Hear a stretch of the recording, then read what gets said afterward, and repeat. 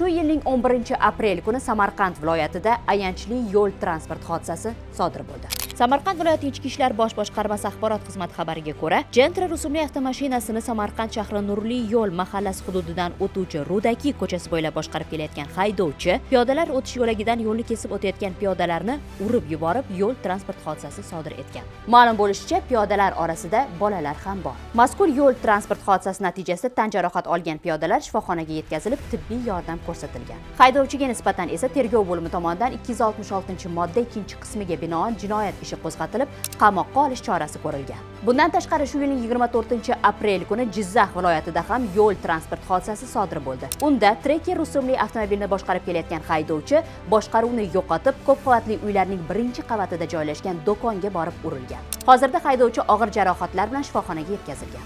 Shunga o'xshash yo'l transport hodisalariga guvoh bo'lsangiz, tezlik uzib botga xabar bering.